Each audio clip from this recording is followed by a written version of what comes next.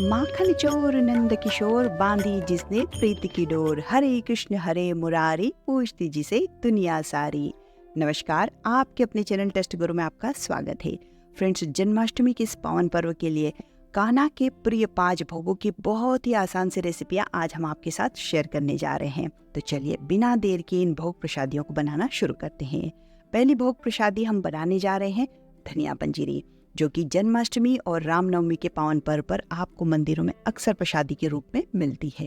तो इसके लिए एक मोटे तले के पैन में 1 चम्मच घी ऐड करेंगे और थोड़े से बारीक कटे हुए काजू और बादाम ऐड कर देंगे। हल्का सा आधा 1 सेकंड के लिए इसे हम सोते कर लेंगे और इसमें ऐड कर देंगे धनिया पाउडर। धनिया पाउडर मार्केट में आपको आसानी से मिल जाता है। अगर ना मिले तो खड़े धनिया को ग्राइंडर में ग्राइंड कर लीजिए और फिर उस पाउडर को छान कर इसमें ऐड कर दीजिए। ये बारीक पिसा हुआ धनिया पाउडर जब इसमें घी में भूनता है तो बहुत ही भीनी भीनी सी प्यारी सी खुशबू आने लगती है सब तरफ, और ये जब एकदम पूरी तरह से भुन जाता है तब इसका कलर भी हल्का सा चेंज हो जाता है। तो बस इस स्टेज पर हम इसे फ्लेम से उतार देंगे। इसमें थोड़ा सा इलायची पाउडर ऐड करेंगे और थोड़ा सा बारीक किया हुआ मिश्री का पाउडर ऐड करेंगे। अगर मिश्री पाउडर ना हो तो आप यहाँ पर चीनी को ग्राइंडर में ग्राइंड करके उसका पाउडर ऐड कर सकते हैं और इसे अच्छे से मिक्स कर लेंगे। देखते ही देखते सिर्फ 2 मिनट में आपका ये धनिया पंजीरी का प्रसाद तैयार हो जाएगा।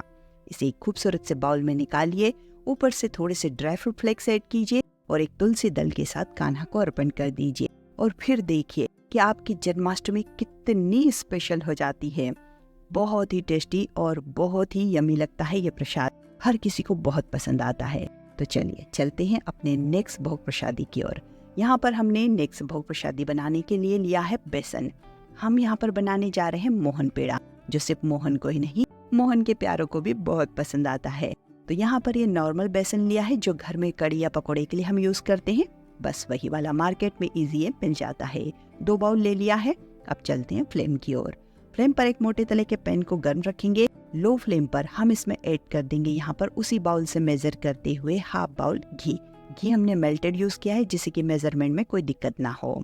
घी के हल्का गर्म होते ही हम इसमें ये बेसन ऐड कर देंगे और लगातार चलाते हुए लो फ्लेम पर इसे भूनते रहेंगे। लगभग 10 मिनट हमको लगेंगे इसे भूनने में। जब घी इसमें से रिलीज होने लगेगा और इसका कलर पूरी तरह से गोल्डन हो जाएगा तब तक हमें इसे भूनना है। शुरुआत में ये थोड़ा सा इस तरीके से सूखा सूखा लगता है और चलाने में दिक्कत आती है, लेकिन बाद में ये आसानी से इस तरीके से स्पैचुला इसके अंदर घूमने लगता है क्योंकि घी रिलीज होने लगता है। जैसे जैसे बेसन भूनता चला जाता है घी रिलीज होता चला जाता है। लेकिन फिर भी अगर कोई दिक्कत हो आपको तो 1 आध चम्मच घी और ऐड कर सकते हैं। बस इस तरीके से लो फ्लेम पर आपको इसे लगातार भूनना है और इस कंडीशन तक भूनना है। ये देखिए कितना प्यारा और कितना खूबसूरत कलर इसका आया है, जैसे कोई फूड कलर ऐड किया हो, लेकिन ये ऐसे ही आ जाता है भुनने के बाद। इस स्टेज पर हम इसमें ऐड कर देंगे 3 टेबल स्पून के आसपास दूध। नॉर्मल दूध लिया है और वो हमने इसमें ऐड कर देना है। ये दूध ऐड करने से क्या होगा कि जो बारीक एकदम महीन सा पिसा हुआ बेसन है ना, वो एकदम दानेदार बन जाएगा और हमारा जो पेड़ा तैयार होगा वो दानेदार पेड़ा तैयार होगा। इसके साथ ही एक बहुत ही बढ़िया सा फायदा ये होगा कि पेड़ा अंदर से बहुत ही ज्यादा मॉइस्चराइज्ड होगा, यानी कि सॉफ्ट होगा और लंबे टाइम तक सॉफ्ट बना रहेगा। तो दूध को बेसन के साथ अच्छे से मिक्स करने के बाद हम इसमें ऐड कर देंगे इसका टेस्ट बढ़ाने के लिए 3 टेबल स्पून के आसपास डेसिकेटेड कोकोनट। अगर आपको इसका फ्लेवर पसंद ना हो तो आप इसे स्किप भी कर सकते हैं, लेकिन भोग प्रसादी में अगर इसे डालते हैं तो इसका महत्व कई गुना बढ़ जाता है। साथ ही थोड़ी सी किशमिश हमने ऐड कर दी है इसमें और अब फ्लेम को ऑफ कर देंगे।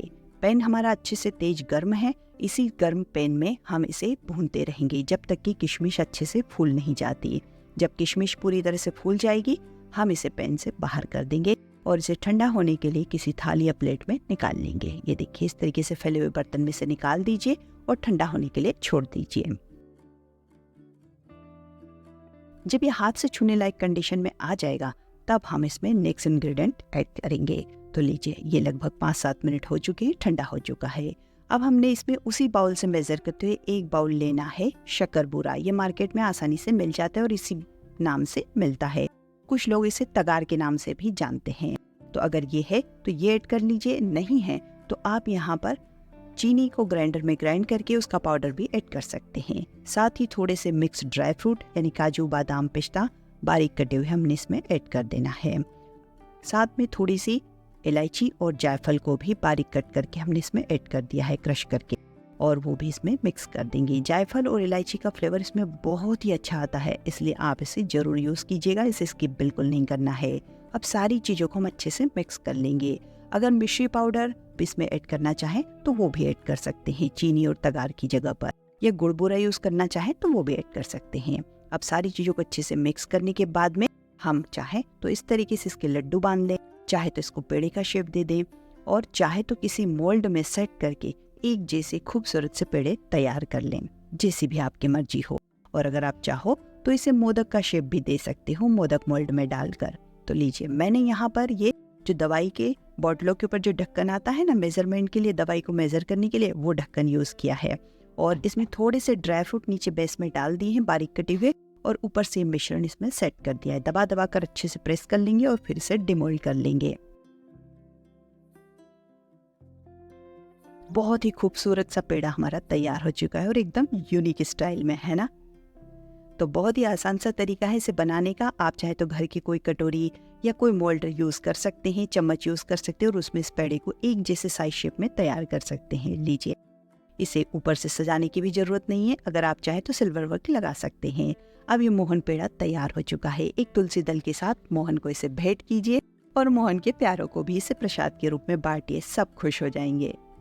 इसे आप बनाकर 1 महीने तक स्टोर करके भी रख सकते हैं, चाहे तो बप्पा को भी इसका भोग लगा सकते हैं, क्योंकि ये बेसन पेड़े हर किसी को बहुत पसंद आते हैं। देखिए अंदर से कितने सॉफ्ट और दानेदार हैं। टेक्सचर देखिए इसका कितना मज़ेदार है, और कलर देखिए कितना प्यारा है ना।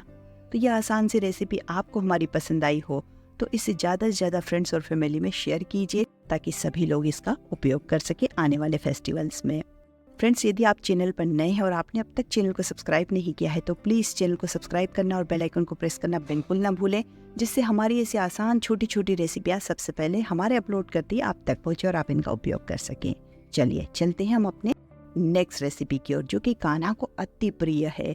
इसके लिए हमने यहाँ पर आधा लीटर फ्रेश दही लिया। चाहे तो घर पर सेट कर लीजिए दही को, चाहे तो मार्केट से ले लीजिए। इसे किसी गहरे बर्तन में डाल लीजिए। हमने ये मटकी में डाल लिया है। अगर आप चाहें तो इसे मिक्सी जार में भी तैयार कर सकते हैं। अब यहाँ पर हमने ये मथनी ली है, अगर ये है तो ले लीजिए, नहीं तो आप बिस्कर की हेल्प भी ले सकते हैं। इसे इस तरीके से हल्का हल्का रब कीजिए। इससे क्या होगा, माखन फटाफट से ऊपर आने लगेगा। और इसमें थोड़ा सा चिल्ड वाटर, यानी कि फ्रिज का या फिर मटके का ठंडा पानी इसमें ऐड कर दीजिए। देखिए मिनटों में आपका माखन सारा निकल कर ऊपर तैरने लगेगा, और ये बहुत ही आसान सा माखन मिश्री का भोग तैयार हो जाएगा। अगर आप मटकी यूज नहीं करना चाहें तो मिक्सी जार में भी सेम प्रोसेस से आप इसे ब्लेंड करके इस माखन को निकाल सकते हैं। तो दही को मिक्सी जार में डालिए, थोड़ा सा ठंडा पानी डालिए और उसे थोड़ा सा ब्लेंड कर लीजिए, बस माखन तैयार है। तो इस तरीके से माखन निकाल कर आप कान्हा को भोग लगा सकते हैं। ये देखिए, इस माखन मिश्री के भोग से आपकी जन्माष्टमी तो बहुत स्पेशल होने ही वाली है, साथ ही आपके घर का वातावरण एकदम गोकुल और वृंदावन होने वाला है। तो इस जन्माष्टमी को ये आसान सी रेसिपी जरूर बनाइए और अपने कान्हा को खुश कीजिए। चलिए, इसके साथ हम देंगे यहाँ पर मिश्री। तो ये हमने देसी मिश्री लिए, जो धागे वाली मिश्री होती है, उसे थोड़ा सा क्रश करके इस माखन के साथ भोग लगाएंगे। साथ में जो मलाईदार छाछ हमने तैयार की है वो भी कान्हा को अर्पण करेंगे, सिर्फ एक तुलसी दल के साथ, और हमारे कान्हा खुश हो जाएंगे।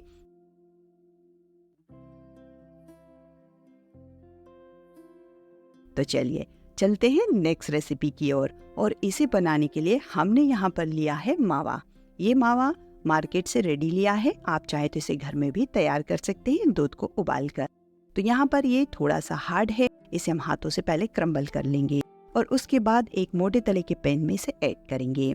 लो फ्लेम पर लगातार चलाते हमको इस मावे को भूनना है, जिससे इसके अंदर के जो चंक्स है पूरी तरह से खुल जाए और मावा एकदम स्मूथ और एकदम बिल्कुल चिकना हो जाए। ये देखिए इस तरीके से। तो इस तरीके से जब मावा पूरी तरह से चिकना हो जाएगा, हम इसे हल्का सा भून लेंगे। और देखिए मावा कितनी अच्छी क्वालिटी का है, इसका सारा घी रिलीज होने लगा है।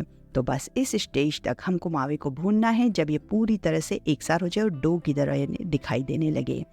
तो इस स्टेज पर अब हम इसमें ऐड कर देंगे इसकी क्वांटिटी का आधा, यानी कि लगभग 100 ग्राम के आसपास डेसिकेटेड कोकोनट। अगर ये मार्केट से आपको आसानी से मिल जाता है तो ये ले लीजिए, नहीं तो गोलागिरी को कद्दूकस करके भी आप इसमें ऐड कर सकते हैं। तो ये देखिए, इसे हम आपस में अच्छे से मिक्स कर लेंगे। मावा हमारा 250 ग्राम है और जो डेसिकेटेड कोकोनट है वो 100 ग्राम है। दोनों को आपस में अच्छे से मिक्स करते हुए हम लगभग 1 आध मिनट के लिए भून लेंगे। फ्लेम को ऑफ कर देंगे क्योंकि पैन अच्छे से गर्म है तो ये आसानी से एक सार हो जाएगा। लगातार चलाते हुए इसमें मिक्स करके हम इसे बाहर निकाल लेंगे पैन से और एक प्लेट में ठंडा होने के लिए निकाल लेंगे। देखिए दोनों चीजें आपस में अच्छे से मिक्स हो चुकी है। हल्की फुल्की क्वांटिटी आप डेसिकेटेड कोकोनट की कम या ज्यादा भी कर सकते हैं। उसी पैन को एक बार फिर से फ्लेम पर चढ़ाएंगे। इसमें ऐड करेंगे लगभग 200 ग्राम के आसपास चीनी और 200 ml के आसपास पानी। अगर बाउल से मेजर कर रहे हैं तो 1 बाउल चीनी और 1 बाउल पानी, और दोनों को हम मेल्ट होने के लिए छोड़ देंगे। लो फ्लेम पर बीच बीच में से चलाते रहेंगे। साथ साथ हम यहाँ पर एक थाली या ट्रे जिसमें भी हमको ये मावा पाक सेट करना है उसे ग्रीस कर लेंगे घी से, और ग्रीस करने के बाद नीचे बेस में थोड़ा सा डेसिकेटेड कोकोनट या फिर ड्राई फ्रूट फ्लेक्स ऐड कर देंगे, जिससे कि हमारा मावा पाक दोनों साइड से बढ़िया से गार्निश हो जाएगा। तो चलिए अब फिर से हम चाशनी की तरफ चलते हैं और चाशनी को देख लेते हैं। इसमें 2-3 उबाल आ चुके हैं। चीनी पूरी तरह से मेल्ट हो चुकी है। इस स्टेज पर हम इसमें 1 टेबल स्पून ऐड कर देंगे दूध। इसे डालने से 2 फायदे होंगे। एक तो अगर चीनी में कोई डस्ट है तो वो तैर कर ऊपर आ जाएगा, उसे आप स्पून की हेल्प से बाहर कर दीजिए। और दूसरा फायदा ये होगा कि जो मावा पाक या खोपरा पाक हमारा तैयार होगा वो अंदर से बहुत ही ज़्यादा सॉफ्ट बनेगा, माउथ मेल्टिंग बनेगा। तो ये प्रोसेस जरूर कीजिए, ये डालना बिल्कुल भी स्किप मत कीजिए। चलिए अब चाशनी को इस तरीके से चेक कर लेंगे। चाशनी के कुछ ड्रॉप्स हम प्लेट्स में डालेंगे और जब चाशनी की ड्रॉप्स मोती की तरह उठ जाए, जैसे हमने डाली थी सेम वैसे के वैसे उठ जाए, बिल्कुल भी इधर उधर चिपचिपी ना हो, तो समझ लीजिए कि चाशनी एकदम परफेक्ट हो चुकी है। इसे पताशा चाशनी कहते हैं और मावे की मिठाइयों को बनाने के लिए पताशा चाशनी ही तैयार की जाती है। बस उस स्टेज पर सारा मिश्रण इसमें डाल दीजिए, फ्लेम को ऑफ कर दीजिए, सभी को फटाफट से मिक्स कीजिए क्योंकि इस स्टेज पर आपको जल्दी जल्दी हाथ चलाने हैं, नहीं तो ये कढ़ाई में ही जमने लगेगा। और फिर उसके बाद इसे तुरंत ही आप ग्रीस की हुई थाली या ट्रे में निकाल लीजिए।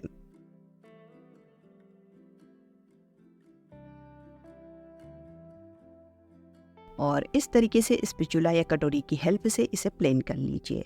जितनी मोटी थिकनेस में आपको ये बर्फी सेट करनी है उतना इसे फैला लीजिए। ऊपर से थोड़ा सा डेसिकेटेड कोकोनट या ड्राई फ्रूट फ्लेक्स जो भी आप इस पे डालना चाहें डाल लीजिए और सेट कर दीजिए। आधे घंटे के लिए ऐसे ही छोड़ दीजिए, बढ़िया से प्रॉपर सेट हो जाएगी। बस ध्यान ये रखना है चाशनी का कि चाशनी आपको इतनी बनानी है कि वो ड्रॉप जो भी आप प्लेट में डाले वो आसानी से उठकर बाहर आ जाए, बिल्कुल भी टूटे बिखरे नहीं और चिपचिपी भी ना हो। तो आपकी ये मावा पाक एकदम परफेक्ट तैयार होगी। अब आधे घंटे बाद मन चाहे शेप में से कट कर लीजिए, चाहे तो सिल्वर वर्क से सजा लीजिए, चाहे काजू बादाम पिस्ता से सजा लीजिए, आपकी मर्जी। लीजिए ये बढ़िया से स्लाइस हमारी कट हो चुकी है। जिस साइज शेप में भी आप इसे कट करना चाहें कर सकते हैं। अब आप सोच रहे होंगे कि ये तो हार्ड लग रही है, बिल्कुल नहीं, ये बहुत ही सॉफ्ट और माउथ मेल्टिंग है। अभी हम आपको इसे कट करके दिखाते हैं। लीजिए सारे पीस हमारे तैयार हो चुके हैं।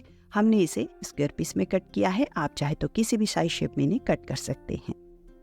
तो ये भोग प्रसादी कान्हा को बहुत पसंद आती है। इस जन्माष्टमी से जरूर बनाइए, बहुत ही माउथ मेल्टिंग है और आप इसे 15 से 20 दिन तक रखकर एंजॉय कर सकते हैं।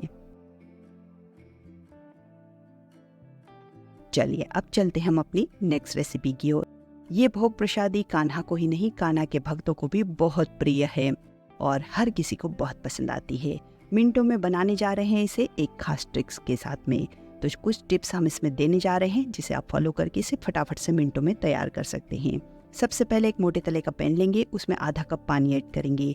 पानी से चारों तरफ से बर्तन को कोट कर देंगे और उसके बाद इसमें फुल फैट क्रीम दूध ऐड करेंगे आधा लीटर। आप जितनी क्वांटिटी में इसे बनाना चाहें उतना दूध ले सकते हैं।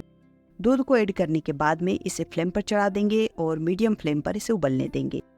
जैसे ही 2-4 उबाल आएंगे फ्लेम को लो कर देंगे और इसे हल्का सा रिड्यूस होने देंगे, यानी कि थोड़ा गाढ़ा होने देंगे।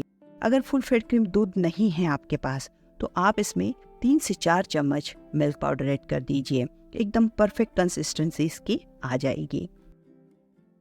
तो देखिए हल्का सा दूध रिड्यूस हो चुका है। बस इस स्टेज पर हम ऐड करेंगे इसमें फ्रेश दही, लेकिन एकदम से नहीं, सिर्फ 1 टीस्पून दही ऐड करेंगे। एकदम फ्रेश दही यूज करेंगे, खट्टा दही बिल्कुल भी ऐड नहीं करना है, नहीं तो हमारी रबड़ी का टेस्ट बिगड़ जाएगा। अब इस 1 टीस्पून दही को जो हमने लिया है इसे 3 से 4 बार में हम इसमें ऐड करेंगे। थोड़ा थोड़ा करके ऐड करेंगे, लो फ्लेम पर ऐड करेंगे और साथ में लगातार चलाते रहेंगे। 2-3 चीजों को आपको ध्यान देना है, नहीं तो दूध फटकर बिखर जाएगा और एकदम पानी लग जाएगा और छेना अलग हो जाएगा। तो इस तरह से फटाफटा ना हो और टेस्ट बहुत बढ़िया आए, सभी चीज़ उसमें एक साथ रहे, रबड़ी की कंसिस्टेंसी बहुत अच्छी आए, इसके लिए आपको दही को इस तरीके से थोड़ा थोड़ा ऐड करना है और थोड़ी थोड़ी देर में ऐड करना है। देखिए 1 टीस्पून हमने जो दही लिया था उसे 3 से 4 बार में से डाल दिया है और अभी तक दूध पूरी तरह से फटा नहीं है। धीरे धीरे इसके अंदर दाना पड़ने लगेगा और जब तक दाना पड़ता है तब तक हम इस तरीके से हल्के हाथों से इसे चलाते रहेंगे। ये देखिए, इस ट्रिक से दूध की क्वांटिटी भी कम नहीं होती है और दूध में लच्छा भी आ जाता है।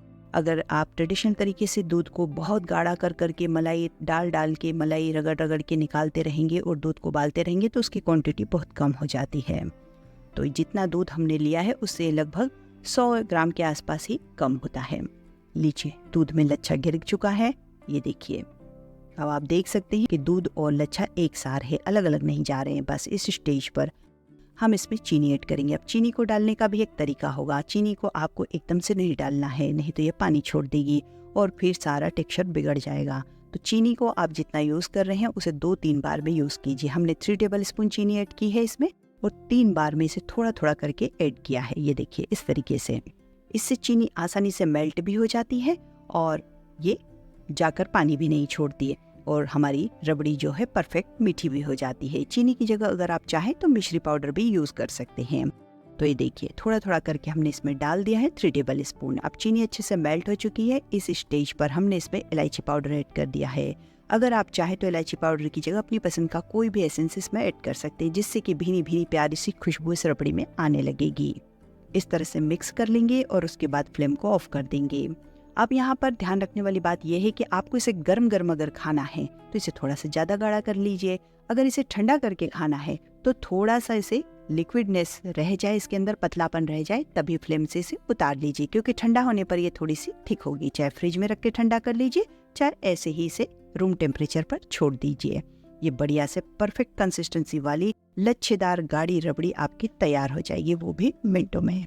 है ना, बहुत ही आसान से ट्रिक इस लच्छेदार रबड़ी को बनाने की। तो आप कब बना रहे हैं, जल्द से जल्द बनाइए, कान्हा आने वाले हैं। इस लच्छेदार रबड़ी में ऊपर से ड्राई फ्रूट फ्लेक्स ऐड कीजिए, 1 तुलसी दल डालिए और अपने कान्हा को भोग लगाइए और अपनी जन्माष्टमी को और ज्यादा स्पेशल बनाइए।